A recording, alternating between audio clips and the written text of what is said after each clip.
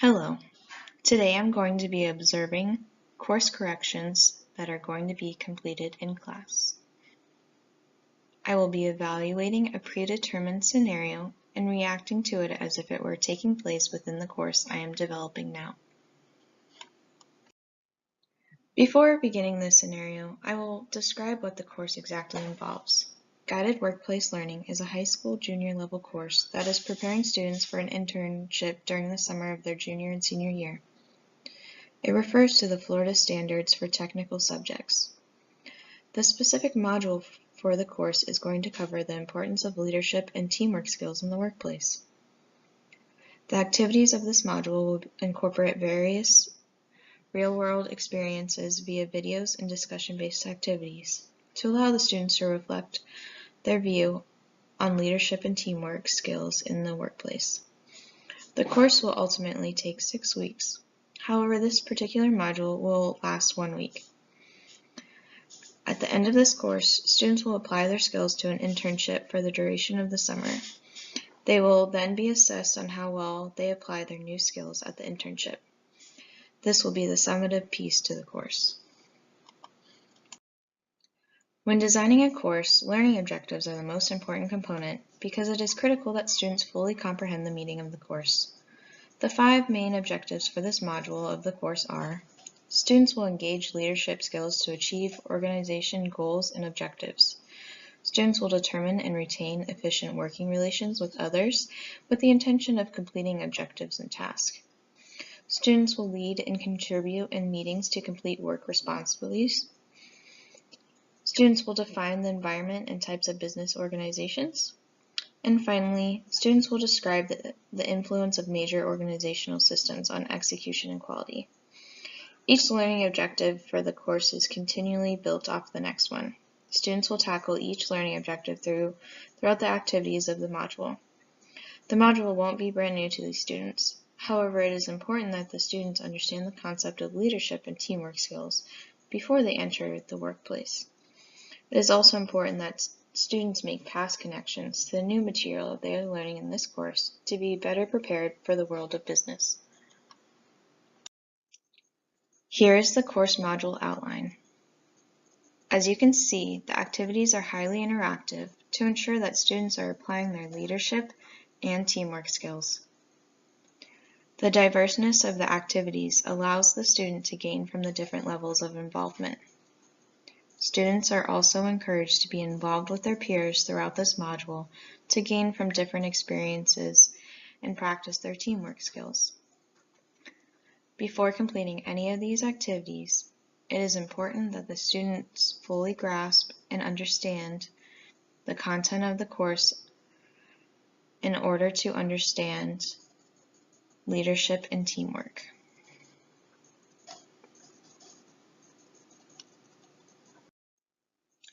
The given scenario is along these lines.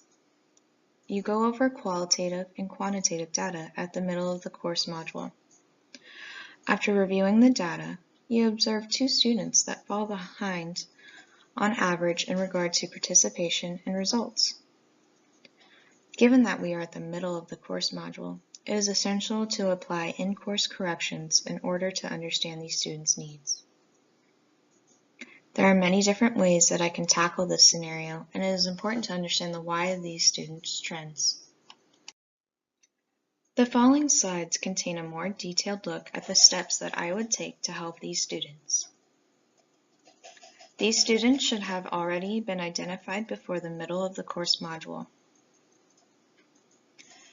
This is how I would act to the given scenario. For the action item number 1, I want to look at the time spent on activities. The most important resource students can have in a course is time. How much time did the students spend on each activity? Did they spend less time because they didn't understand the questions? Do they feel like they don't have enough time to complete the activity? It is important to talk and engage with students on what issues they are having with the activities and identify if they need more time to complete the task. Will they redo the activity if given more time? Do they need another explanation of the course content to better understand what they need to learn? Students should be given the opportunity to redo an activity if they have time, if they had taken the time to relearn the course in order to fully gain from it. The instructor should always include multiple ways of teaching in order to reach all of the students' needs. For the action item number 2, I want to look at how well the course navigation is set up for the students. Is the course easy to follow for the students? It is crucial that the course flows so that students are able to understand the why of the course. The instructional designer should make the navigation simple enough to follow, but engaging enough so the student is not bored with the information. Are the activities laid out in a strategic order that allows the students to grasp the learning objectives? Instructional designers should identify any issues regarding the order of the content and activities. If these are not in the correct order, the students may be missing necessary content in order to complete the activity. Do the students understand how to use an LMS? Because this course will be completed online, it is important that all of the students understand how to use the LMS. Incorporating online demo videos of the LMS will assist students with the navigation of the LMS for the course module. For action item number 3, I would observe the course communication for the students and instructor for the course module. Has there been active communication between the instructor and the students? Before assuming that the student is at fault for the communication issues, the instructional designer should observe how well the instructor is communicating with the students. The instructor should be actively engaged with the students and give them the opportunity to reach out to them at any moment if needed. Are the students reading the daily announcements about helpful tips about the course module? Perhaps the students are not noticing the daily announcements, or perhaps they do not want to spend the time to read them. Regardless, the instructional designer should find multiple ways of communicating the message to the students in order for them to gain any tips or resources to help them with the course module activities. Do the students know they can call or send a private message to the instructor if they feel uncomfortable posting their issues in a discussion post? Instructors should always make known that if a student ever needs personal assistance with an activity or understanding of course material, that the student can contact them via phone or direct email. So in summary, how would I address these issues?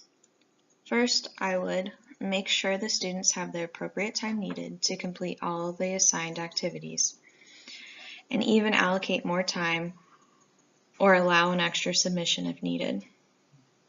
Next, I would verify that the course is easy to follow and confirm that the logic behind the order of information is accurate for the students in order for them to complete the necessary activities.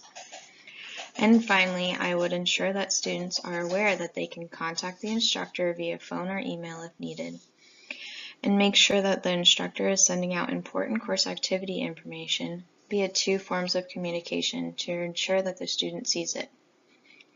In-course corrections are vital to courses design because it allows the instructor and instructional designer to identify the students that are struggling and what is essentially wrong with the course. This process is critical for students because it further helps them better understand the learning objectives and the goals of the course, so they are better prepared in the end. The following are the references that I have used throughout the presentation.